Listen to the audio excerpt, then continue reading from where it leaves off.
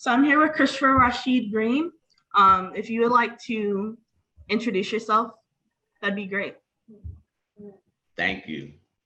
My name is Christopher Rashad Green. I'm originally from New Jersey, Newark, New Jersey, where I was born at. I've been in Richmond, Virginia for the past 25 years. And my role here in Virginia and in Richmond has of an organizer. That is my main, if you want to entitle my occupation, I am an organizer here in the state. And I have many other roles, and I'm also being transparent. I'm also a formerly incarcerated returning citizen here in the Commonwealth. And so with my lived experience has allowed me to navigate and advocate for other individuals who have experienced a lot of social determinants here in the Commonwealth of Virginia. Thank you. Thank you so much. So what we're going to talk about today is the restoration of rights for individuals who've been formerly incarcerated and charged with felonies in the state of Virginia.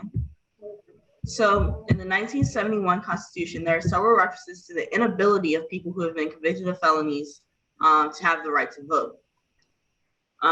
It states that no person who has been convicted of a felony shall be qualified to vote unless his civil rights have been restored by the governor or an appropriate authority. This is something that we refer to as criminal disenfranchisement. The ability of people who have been determined to be criminals to have rights stripped away. At this point, we're focusing on the inability to vote. So one thing I wanted to ask was, do you believe that a constitutional amendment to allow the governor to make mass restoration of rights is the best course of action, or do you believe that the restoration process should be automatic? Well, to answer that question, I do think it should be automatic. I have advocated and worked in a lot of coalition work and worked with my employers over the last 3 years to introduce a constitutional amendment here in the Commonwealth. So I do advocate that it should be an automatic process for all individuals.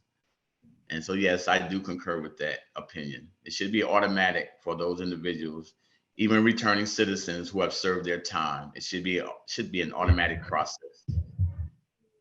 So when you think about this automatic process, what does it look like?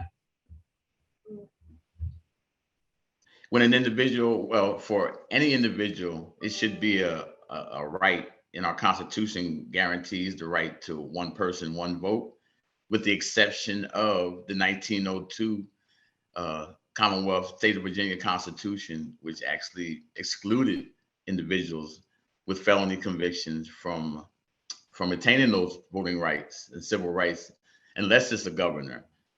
And so I and many of my colleagues believe that it shouldn't be left to an elected individual to determine your voting status, which is basically what the Constitution does. It gives the power to the presiding governor of the Commonwealth to decide whether to restore your voting rights or not. And we don't believe that should be the right course for an elected official to do that. So it should be an automatic process.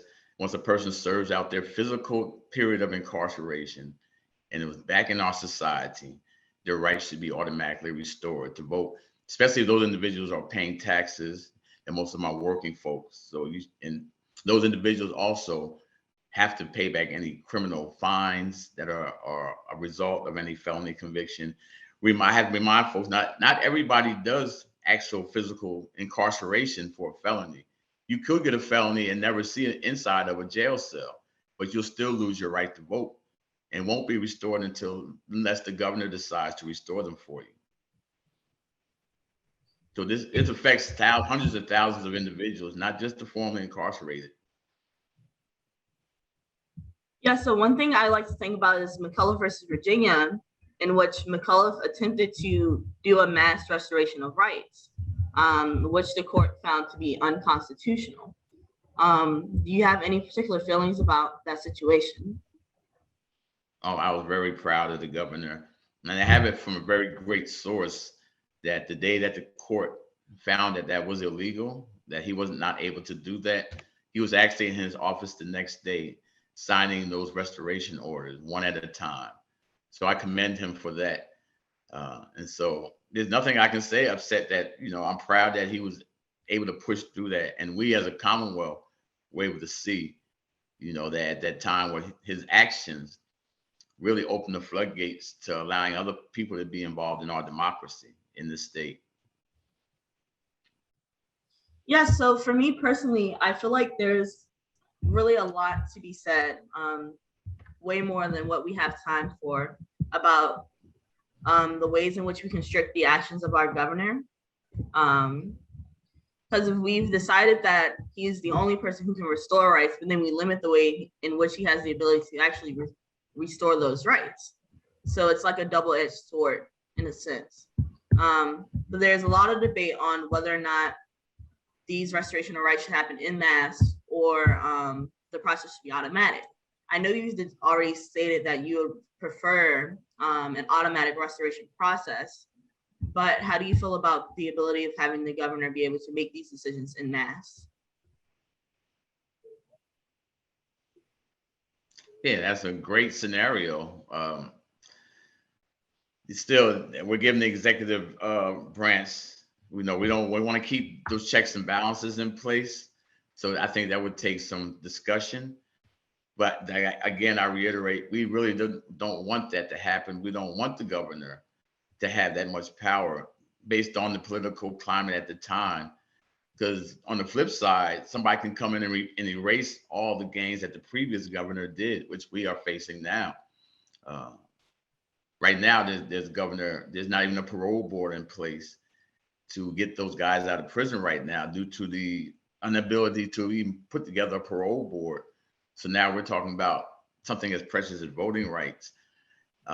It's great. I'm so blessed and fortunate to have been a part of this restoration process since I've been in Virginia.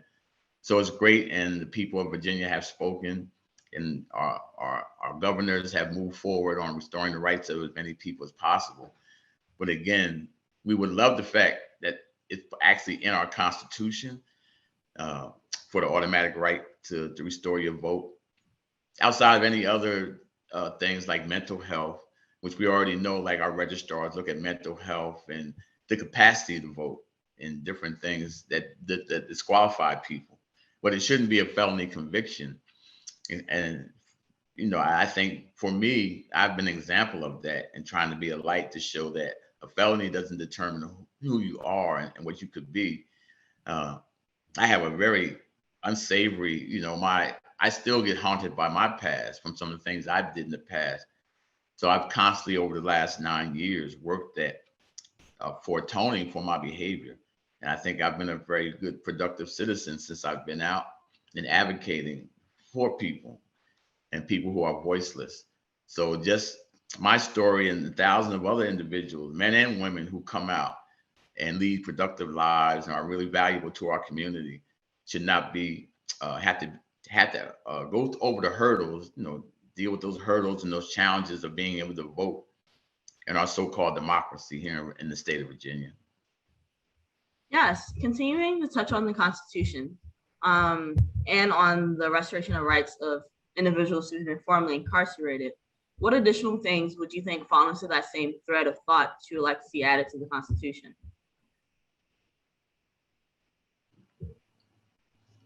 Well, I think, based on the political climate at this time, I think we really have to look at the rights, reproductive rights of women.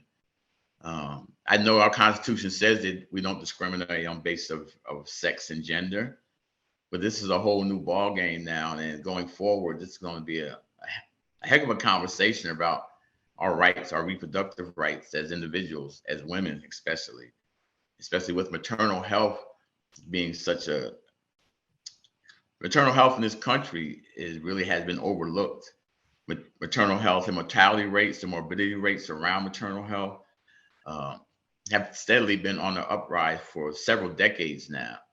And so the abortion issue is really going to affect that and affect the rights of many. So we talk about our state constitution, since that now that the states are going to be overseeing this. Fortunately, like I said, in Virginia, we are still a pro-life state. And this doesn't say I have an opinion on either or. Traditionally, I've been pro-life, but I speak the will of the people. So it's not about what I believe or what I think is right. It's the will of the people. So for the constitutional amendment, that is the issue. When it comes to voting rights, and I know this for a fact that many of our legislators and many folks, many constituents don't want incarcerated folks voting while inside the jails and the prisons, those who have been convicted of felonies. Only one state that I know does that is Maine. It might be another, but there is actually a state that does allow incarcerated individuals to vote. But Virginia is one of 3 states that doesn't allow people with felony convictions to have their rights automatically restored or have a process of restoration outside of the governor. So we're one of the very few states that restricts this right to all. And that's why I believe, and many of us believe, that it should be a constitutional amendment, which I worked on, actually led a constitutional amendment campaign here in Virginia with my former employer, trying to get the constitutional amendment. We passed it the first session, but we failed this session to get the amendment passed, because the process, you may already know, it's a 2-year process for the state. So we failed to get it passed the second time, the second year. That doesn't mean it's over with, though. So again, here we go. We're talking about the voting rights of all. But if we leave it in the hands of elected officials, it'll never, I don't think we'll ever get past the fact that the stigmatism of being a formerly incarcerated person or somebody with a felon, even with the data that refutes all of that, the narrative of fear, which is used by politicians and others to keep those restricted from voting. Because every time this issue comes up, again, the narrative of fear and anger is used by those who oppose it. And so that's when citizens don't know or are really persuaded to not believe in the fact that returning citizens are valuable and should have the right to participate in this democracy. Exactly. While we're on the topic of reproductive rights, I feel like there's a lot to be said about our lack of rights regarding bodily autonomy, not only for abortion rights, but also for trans individuals and non-binary individuals, but also for a lot of care regarding things like not necessarily just sex reassignment surgeries, but the ability to even have your umbilical cords tied. In Virginia, we're still one of the few states that require you to have your husband's consent in order to perform a procedure like that. And so I feel like there's a lot of situations in which bodily autonomy has not been seen as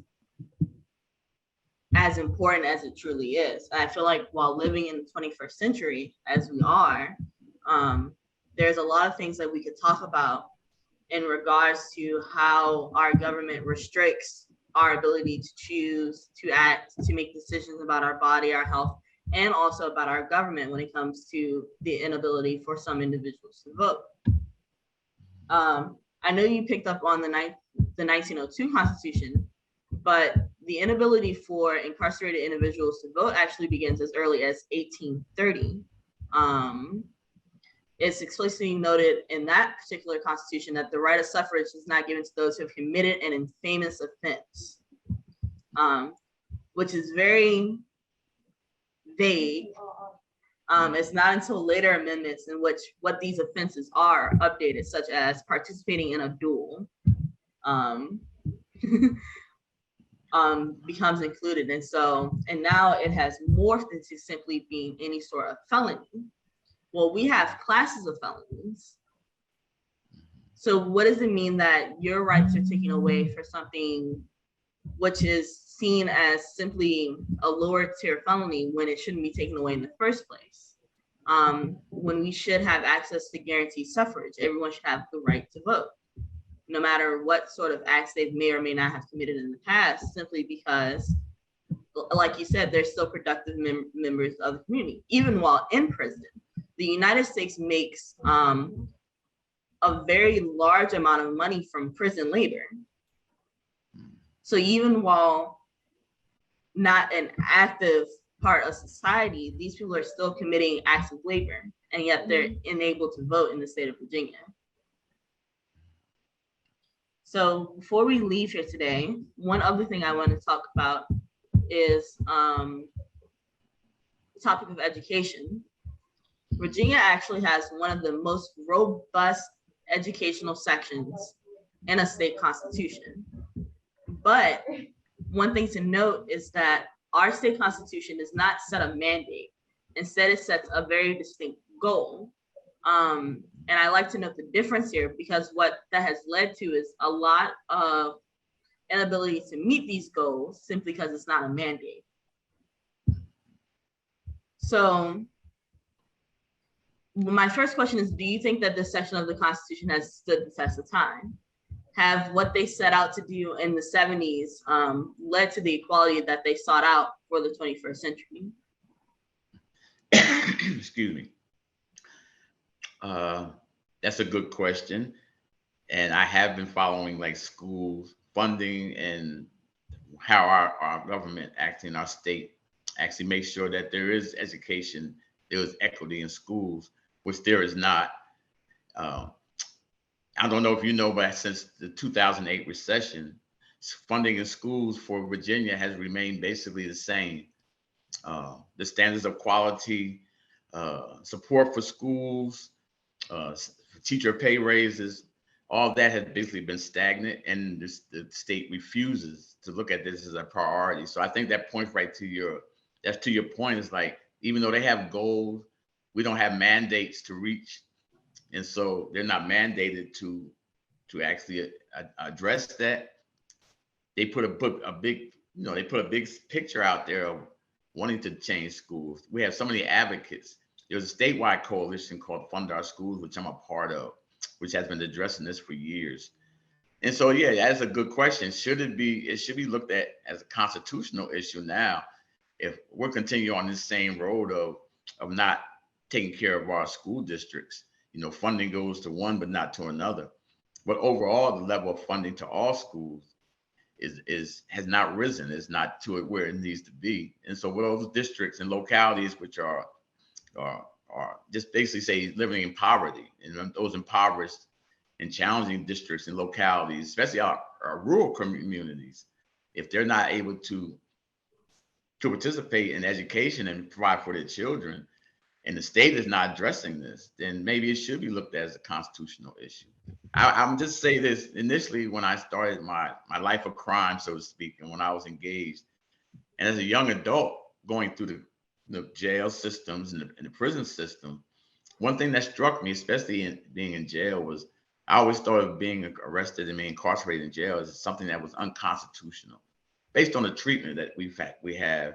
And for me, it was like not having access to legal resources, not being treated fairly, not being in a safe environment as somebody in a jail who's been accused of a crime, but being treated like I'm the worst thing on the earth.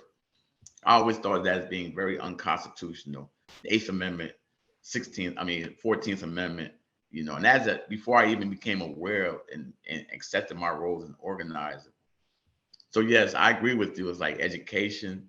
It should be looked down more as a constitutional issue. Maybe that's the way we should go about it, since we're not being able to make legislators see this as a priority. So thank you for that. I like that. So on the same topic of education, what additional reform would you like to see in the Constitution in regards to it?